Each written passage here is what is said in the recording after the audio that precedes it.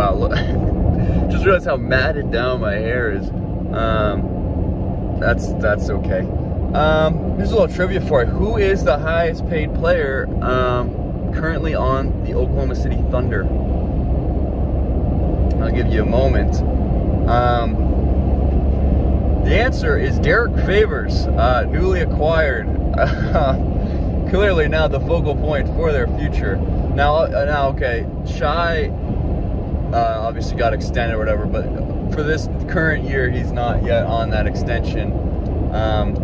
Which means Derek Favors is the highest paid player on the Thunder, which is kind of just indicative of where we are now.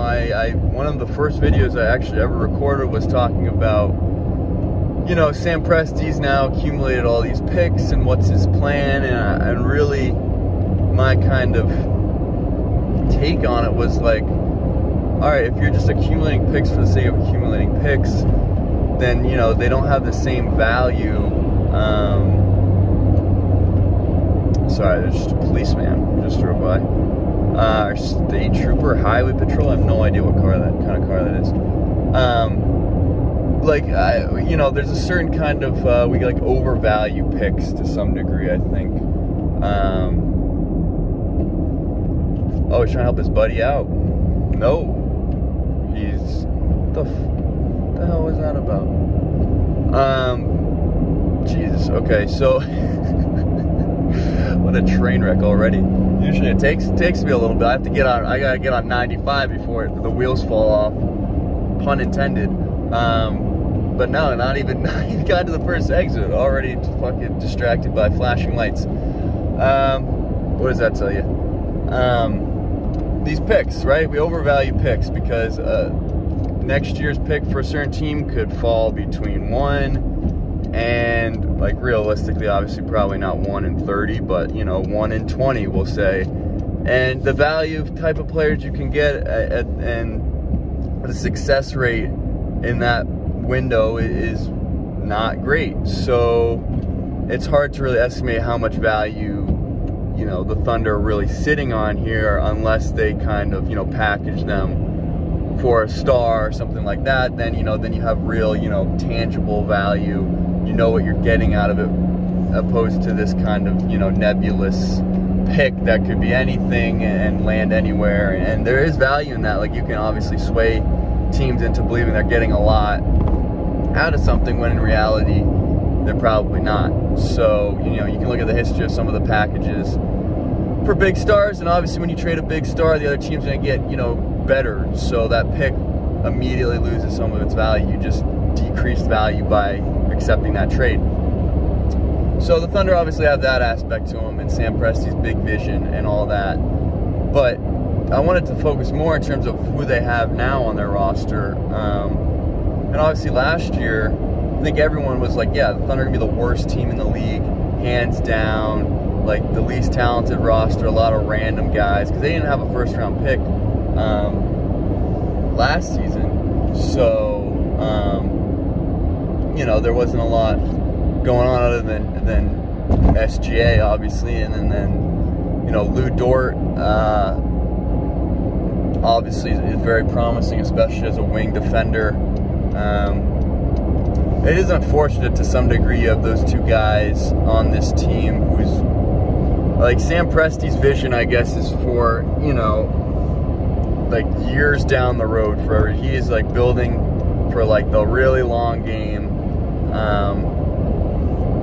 And I guess, you know, if they are really good at the end of the decade or whatever, then I'd say it's worth it. But if they get to the point where it's just like, where like the Rockets or the Pistons are, you know, probably going to be in like 2 years, then it's like, dude, why did you just invest in all these picks just to get as good as you could have been, maybe if you just kept the picks and drafted them yourselves, you know?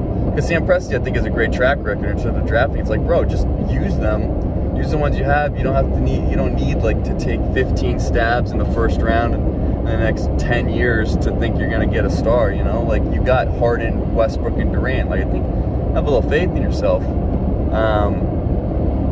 So there's that. And I think, you know, Lou Dort's someone who could be on a contending team, like a major piece, and like could win you a finals by shutting down someone.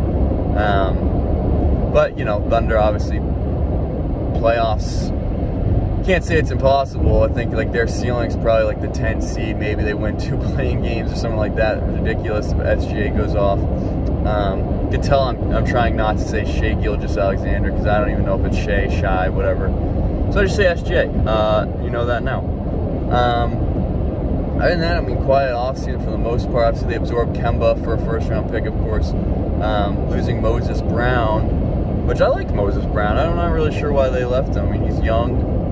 He fits their timeline, I guess. Like, is he too old at 22 or 23 that he's, like, not even a part of their, you know, thing?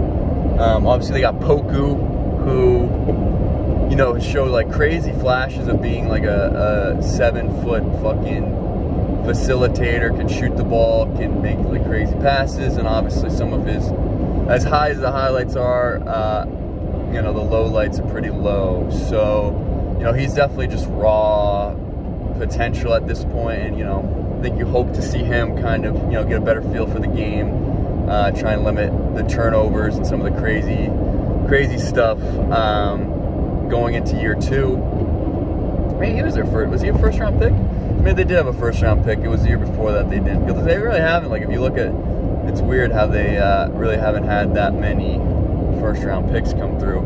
But I do think unless they traded for him and it wasn't originally their pick, something like that. I think it was something like that. And then they have Trey Mann coming in, Josh Giddey. We'll see how they incorporate those rookies, you know, to pair with. I never know how to say this guy. I like the sound of Theo Maledon, but I might be Maledon. I think he's French, Theo Maledon. I have no idea. You know what I'm talking about, though. He showed some promise, showed some flashes. You know, like Isaiah Roby had some kind of good games, and, like, you know, obviously any guy who you give, like, starting minutes to is going to have some pretty good stat lines, I would imagine, if you're in the NBA. And it's just like a volume and a usage thing. You know, you're going to get opportunities. You're on the floor 35 minutes. You're probably going to get, you know, 6 or 7 rebounds, maybe get some putbacks, some easy buckets and transition, and, you know, you'll average 10 7 points, 10 points, 7 rebounds, something like that. So, you know, you can't really gauge how good any of these guys are now, because they're probably playing bigger roles than they would on, like, a winning team, and that's not taking anything away from them, because I think a lot of them could contribute on a winning team. It's just a matter of situation. And they're playing a long game, man. Like, it's a weird experiment. Just because I don't think anyone's done this before. No one's been this obsessed with acquiring future first-round picks. But at some point, like, you got to convert them into something. And Josh Giddey now will be, you know, kind of the start of this. They have some semblance of a young core. Obviously, you can't put it up there with some of the best in the league. But, you know, obviously SGA, Lou Dort, Poku, maybe. And if, you know, Josh Giddey is a solid point guard, a starting point guard in this league, I think, you know, you're going to start having something. Obviously, plan is for them to probably be in the lottery again. I can't keep track of whose picks they have. I'm assuming they have someone's first-round pick next year, so might be Houston.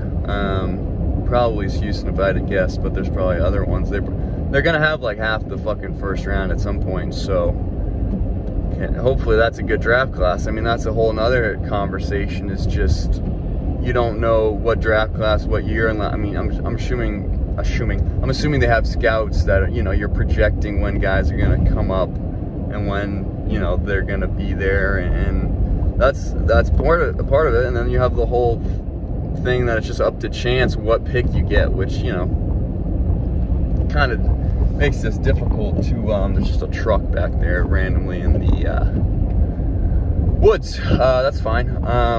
But yeah, so there's, in the NBA, you know, you have the lottery, so you're not guaranteed anything, even if you tank as much as possible. You know, you increase your chances, obviously, but nothing's guaranteed, and the NBA probably fixes it, so not really, but you know, maybe.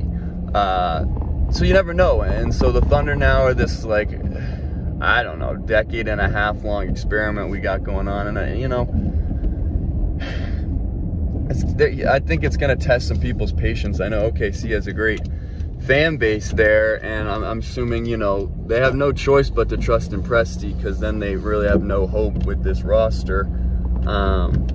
So they might as well, you know, give him the keys and the keys to the kingdom, and just hope he knows what he's doing. And I'm sure he's had conversations with the ownership about what he plans to do, and, you know, has like spreadsheets, shit like that. I mean, we never really know what these GMs really do from a day-to-day basis, to be honest.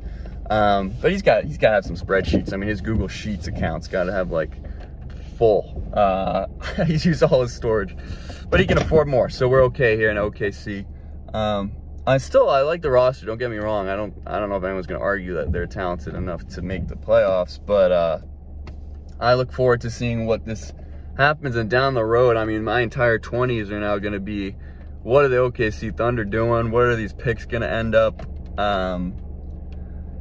Because that's you can't define who wins certain trades.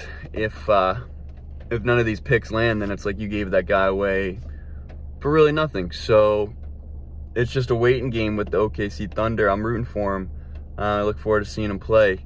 I think I've said that about most teams, but I think that's true across the league. It's just going to be good to see basketball again. And everyone's got some promising guys, so I don't think there's going to be any boring games in the NBA, to say the least. Same's true with the OKC Thunder. So keep an eye out for them this preseason. And take care of yourselves. Take it easy. Got the freaking greaser look going on right now. And I'll see you next time.